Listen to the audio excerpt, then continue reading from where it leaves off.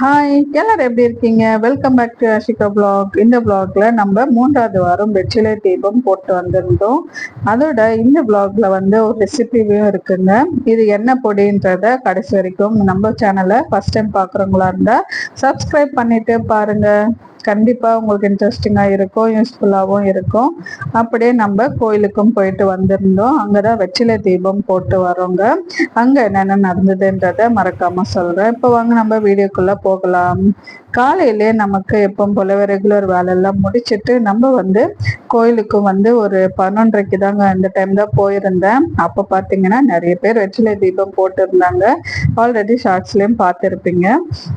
இது வந்து நம்ம வெற்றிலை தீபம் போட்டுட்டு வர 3வது வாரங்க. இது மாதிரி கண்டினியூவாக நம்ம ஒரு பிரார்த்தனை வச்சு கண்டினியூவாக போட்டு வர்றதே பார்த்தீங்கன்னா அதுவே வந்து ஒரு நல்ல ஒரு விஷயம்தான்.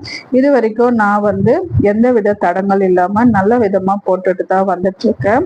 நான் ஒருவேளை நம்மளால கோயிலுக்கு போக முடியலன்னா நம்ம வந்து வீட்டிலையும் வெற்றிலை தீபம் போட்டுக்கலாம்.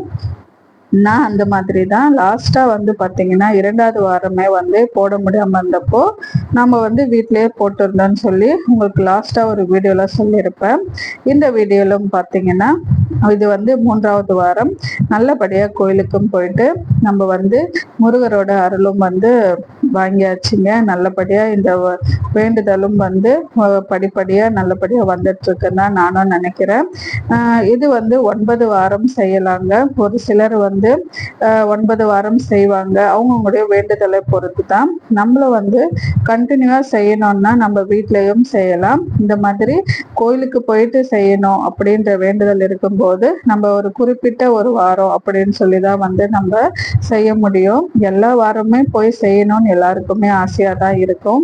ஆனால் பார்த்தீங்கன்னா நம்மளோட சுச்சுவேஷன் எல்லாமே சூழ்நிலை எல்லாமே வந்து நமக்கு சாதகமாக இருக்கணும். இந்த மாதிரி எல்லா நாளுமே எல்லா வாரமுமே சாதகமாக இருந்துச்சுன்னா அந்த முருகன் அருள் கண்டிப்பாக நமக்கு இருந்துச்சுன்னா அவரே நம்மளை வந்து கண்டிப்பாக வர வைப்பார் அவருடைய கோயிலுக்கு. அந்த மாதிரி தான் வந்து இப்போவுமே நாங்களுமே இந்த 3வது வாரம் நல்லபடியாக எங்களுடைய பிரார்த்தனையை நல்லபடியாக வச்சுட்டு வந்தோங்க. பாருங்க எத்தனை வெற்றிலை தீபம் வந்து போட்டுட்டு போயிருக்காங்கன்னு சொல்லி. இந்த மாதிரி இந்த கோயிலும் பார்த்தீங்கன்னா ரொம்ப விசேஷமான கோயிலுங்க. அந்த மாதிரி தான் நாங்களும் அன்னைக்கு காலையிலே போட்டு கோயிலுக்கும் போயிட்டு நல்ல தரிசனம் பார்த்துட்டு வந்திருந்தோங்க. எப்போவுமே செவ்வாய்க்கிழமைன்னும் போது நல்ல கூட்டம் இருக்கும் கோயிலில். அன்னைக்கு நாங்களுமே வந்து தரிசனம் பார்த்துட்டு நல்லபடியாக வீட்டுக்கும் வந்து பூஜையும் வந்து செஞ்சுருந்தோம். இந்த மாதிரி கோயில் சாமியை பார்த்துட்டு நம்ம சும்மா உட்காந்துருக்க மாட்டோம் இல்லையா? உட்கார்ந்துருக்கிற நேரத்தில் நாங்கள் என்ன பண்ணுவோம்னா கந்தசஷ்டி கவசம் கண்டிப்பாக படிச்சுட்டு வருவோம். அது சாமிக்கு நமக்கும் வந்து அந்த நேரம் வந்து கண்டிப்பாக வந்து ஒதுக்கணுன்றதுக்காகவே நம்ம பார்க்குறதோட இல்லாமல் அங்கே இருக்கிற கொஞ்சம் நிமிடமாவது நம்ம வந்து அந்த கந்தசஷ்டி கவசம் இந்த மாதிரி ஒவ்வொரு கோயிலுக்குமே ஒன்று இருக்குங்க. அதை வந்து நம்ம தெரிஞ்சுட்டு அந்த கோயிலில் வந்து மினிமம் பார்த்தீங்கன்னா ஒரு மணி நேரம் இல்லை 1.5 மணி நேரமாவது இருந்து நம்ம வந்து அந்த கோயிலுங்களை இருக்கும்போது நமக்கு வந்து நம்மளுடைய வேண்டுதலும் வந்து நடக்கும் அப்படின்ற மாதிரிலாம் வந்து சொல்லி கேள்விப்பட்டிருக்கேன். அந்த மாதிரி தான் எங்களுக்குமே எப்படியும் ஒரு மணி நேரம் கிட்டையாவது அந்த கோயிலில் இருக்கிற மாதிரி இருக்கும் எப்போ போனாலுமே. அதோட மதியமாக வந்துட்டு அப்படியே அங்கே உடைச்ச தேங்காய் அதெல்லாம் வச்சு நம்ம வீட்லேயும் பூஜை பண்ணிட்டு அன்னைக்கு வந்து பூஜையும் நல்லபடியாக நிறைவேற்றி தருவாங்க. நல்லபடியாக எங்களுக்கும் பூஜையும் முடிஞ்சது. காலையில் மதியமாக ஒரு 12 மணிக்கு மேலே வரும் இல்லையா? அதனால ஹோரை நேரமாகவும் இருக்கும். இந்த 1 to 2 அந்த நேரத்துக்குள்ளேயே பூஜையும் வந்து அன்னைக்கு முடிச்சிட்டோங்க. நம்மளுடைய வேண்டுதல் இந்த வெற்றிலை தீபம் போட்டால் மட்டும்தான் நடக்கும்ன்றதை தாண்டியுமே நம்மளுடைய ஒவ்வொரு வேண்டுதலும் நம்பிக்கையாக செய்யும்போது கண்டிப்பாக நடக்கும்னு ஒரு வேண்டுதலையும் வச்சு செஞ்சு பாருங்க. அதே மாதிரி நமக்கு கை கொடுக்குறவங்க யாருமே இல்லைன்னாலுமே நம்ம வந்து மனசு வெறுத்து எந்த வித இதுவுமே இல்லாமல் நம்ம வந்து செய்கிற வேலையை தொடர்ந்து செஞ்சுட்டு வரணும். அந்த மாதிரி தான் நானுமே இப்போ செஞ்சுட்டு வந்துட்டு இருக்கேங்க. நீங்களும் இதே மாதிரி தான் செய்யணும் அப்படின்றதெல்லாம் ஒன்றும் கிடையாதுங்க. உங்களுடைய இடத்துக்கு ஏற்ற மாதிரியும் நீங்கள் எப்படி வந்து சாமியை வழிபடணும் ஒரு தனியா ஒரு இது இருக்கும் இல்லையா, நீங்க ஒரு யோசனையில வச்சிருப்பீங்க. அந்த மாதிரி கண்டிப்பா செஞ்சு பாருங்க. கோடை நேரத்துல செய்யும் போது சுக்கிரனுடைய ஆதிக்கம் வந்து நமக்கு நம்ம வசியமா இருக்கணும் அப்படின்னு நினைக்கும் போது நம்மளுடைய அந்த சுக்கிர நேரத்தை வந்து நம்ம அந்த நேரத்துல பூஜை செய்யறது, நம்மளுடைய வேண்டுதல்கள் வைக்கும்போது அது இன்னுமே கூடுதலான பலன் கிடைக்கும் அப்படின்னு சொல்லி நிறைய கேள்விப்பட்டிருக்கோம். அதனால முடிஞ்ச வரைக்கும் சுக்கிர நேரத்துல செஞ்சு பாருங்க. அப்படி இல்லைன்னாலுமே காலையில பிரம்ம முகூர்த்த நேரத்திலையும் செஞ்சு பார்த்தீங்கன்னா உங்களுக்கு அதனுடைய பலன் வந்து சீக்கிரமாவே கிடைக்கும்.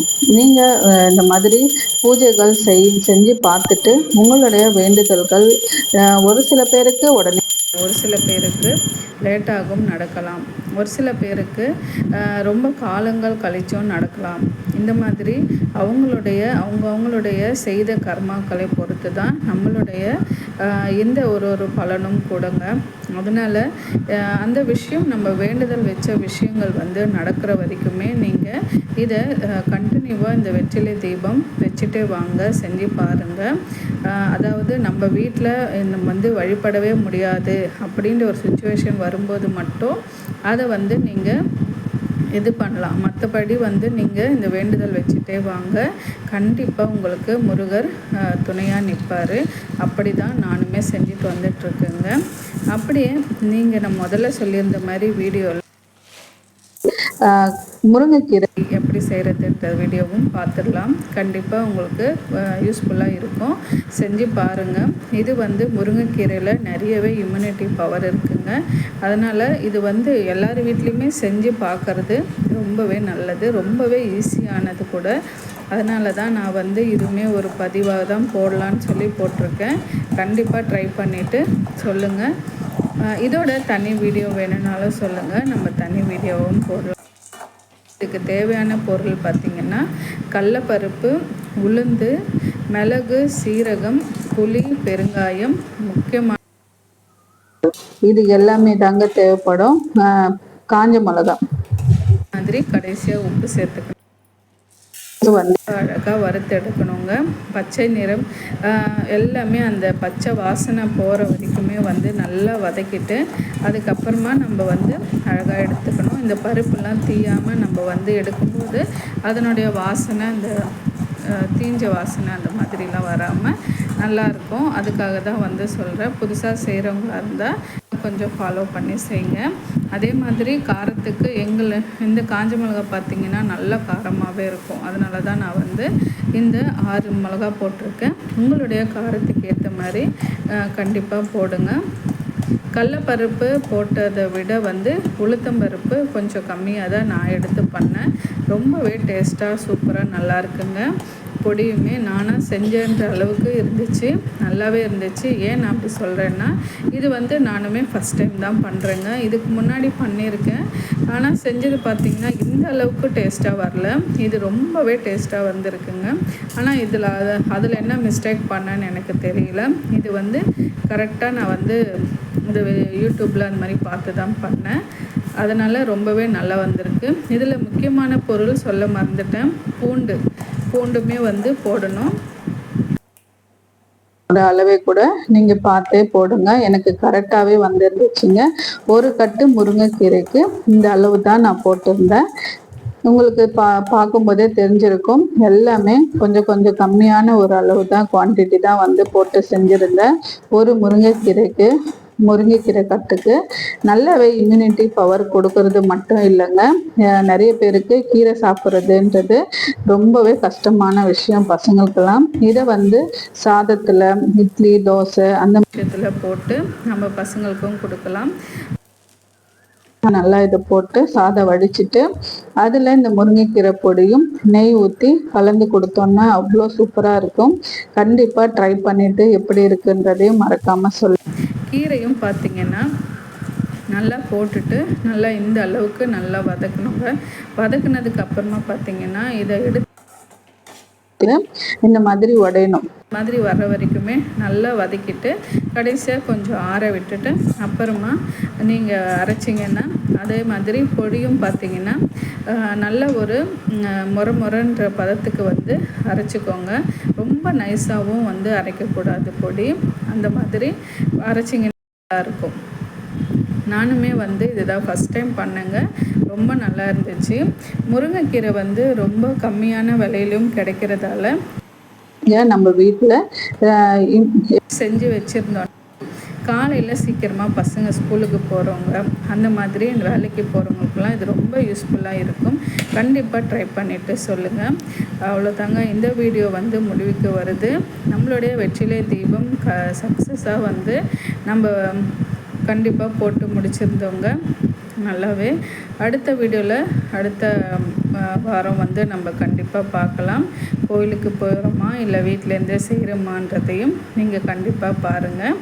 இது வந்து 3வது வாரம் தான் நீங்கள் கண்டினியூவாக நான் வந்து வெற்றிலை தீபம் போட்டுட்டு வந்துட்டுருக்கேன்ற விஷயம் உங்களுக்கு தெரியும்.